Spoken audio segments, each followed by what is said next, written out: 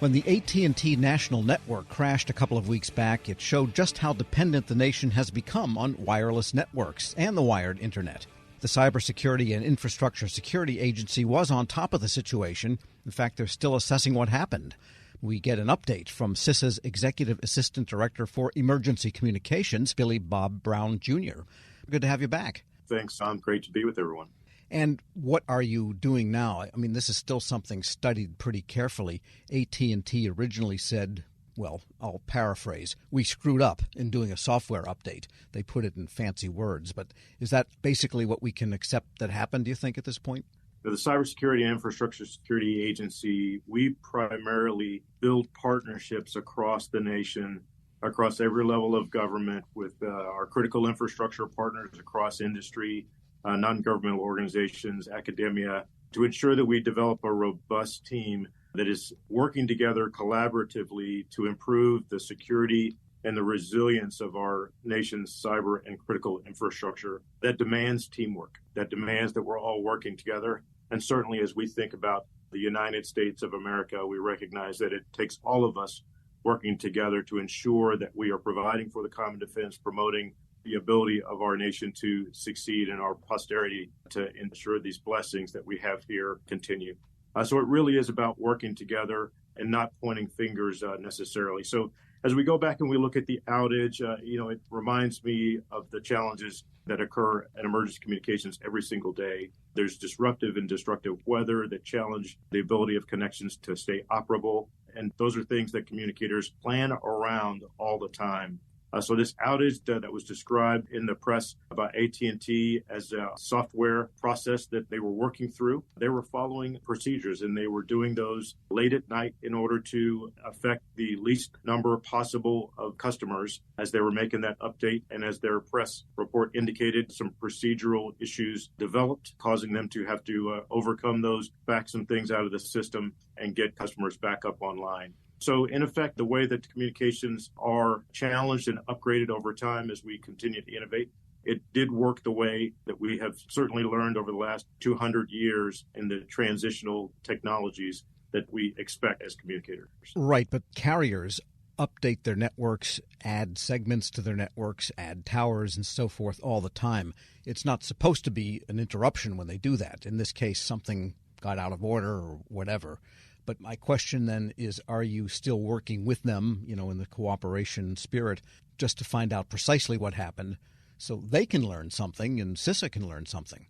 Sure. Yeah, that's a great observation. And, but just to make sure that we're clear, every single network across the globe experiences challenges. And most often we don't hear anything about those because those challenges are being discovered in a testing environment, not connected to the live production network. But sometimes the complexity of upgrades are missed in the testing environment, and they're discovered during the production environment, which is a challenge that was discovered, which is why normally all these updates are done at nighttime to cause the least disruption to customers, so that if something that wasn't discovered in the testing environment, it turns out to be an impact in the production environment, they're able to back that out in order to restore the network to its previous setting so that the least amount of customer interruptions occur.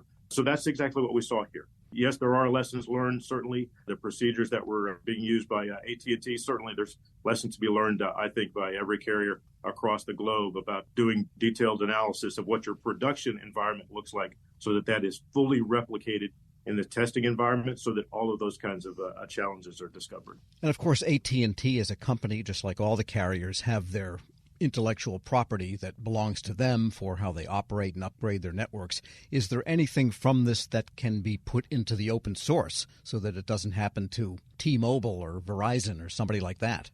Yeah, so, what we've seen, and again, here at CISA, we're really focusing kind of on collaboration. How are we working together? How are we learning lessons together when we see challenges? And we've seen all of our carrier partners, certainly at meetings that we sponsor here, both the National Security Telecommunications Advisory Council, certainly in our communications sector, part of the Sector Risk Management Agency process. We see carriers sharing information and insights all the time. We certainly see that as well. I was just in Santa Fe meeting with all of the manufacturers for land mobile radio systems. They were sharing ideas. They were sharing discoveries that they're finding in their engineering environments that are general in nature, there's secret sauce that every single carrier has. So some things will not apply to everyone because, there's some differences in the way that they're actually designed and implemented. But there are some generalities that can be shared, and they are being shared collaboratively with their neighbors, because at the end of the day, we really all want to do is to ensure that information moves seamlessly to support what I care most about,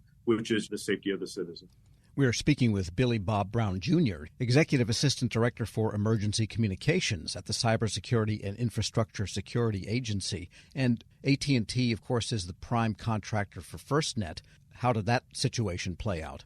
Well, that situation with the FirstNet Authority's oversight of their critical partner in this public-private partnership worked beautifully. It worked exactly the way that really the law that was created in 2012 envisioned.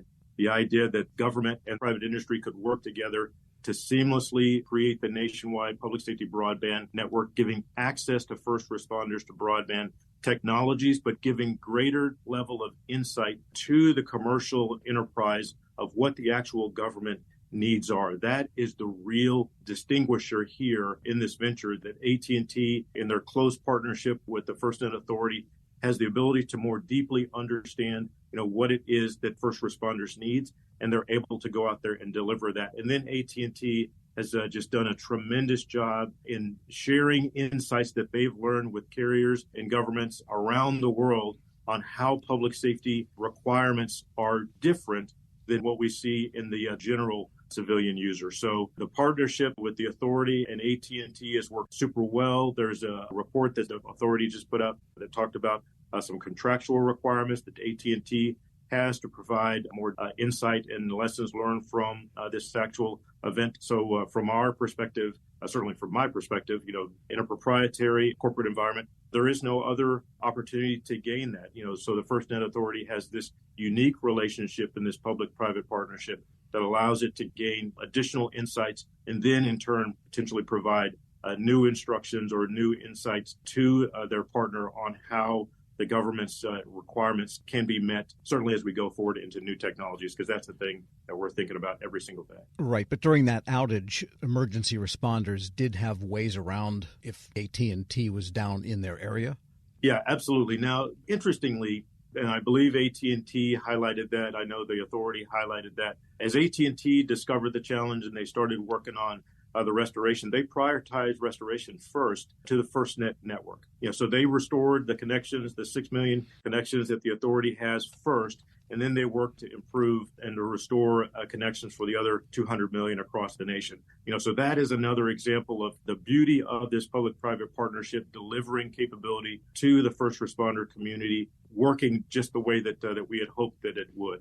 But yes, you're right. We talk about in communications planning the idea of having a PACE plan, moving from primary access to alternate access to contingency access and then to emergency access. Certainly, we've seen some of our interagency partners this week discuss the requirement and the criticality of having multiple means of moving information, whether that's using land mobile radio systems, whether that's using point-to-point connections, wired connections as opposed to wireless. All of those play into the idea of having redundancy to ensure resiliency for emergency communications. Yeah, don't send those old radios to the crusher just quite yet. You might need to flip them on occasionally. That's right. From CISA standpoint, emergency communications is largely wireless, but you just mentioned, too, sometimes you might need a point-to-point over, cable or fiber or copper, that type of thing. Maybe talk about how you view the infrastructure writ large, because we still have the POTS system. Not that many people use it relative to years ago. You can't even find a phone book anymore. But it still exists. And then there is voice over IP, which gets from the POTS over to the Internet. And then you've got cable. There's a lot to it. And the wireless is connected to the ground-based systems and vice versa. It's really one infrastructure with many, many components of different ages. How does CISA consider that when you're looking at the totality of security of it? One of the things that we think about in terms of resiliency is multiple modes of moving information. As you mentioned, certainly in a broadband environment, we have user devices that will use the wireless access for network to connect, by using radio frequency to cell towers, getting the information into the cell tower. And then from there, it becomes wired. So wired into the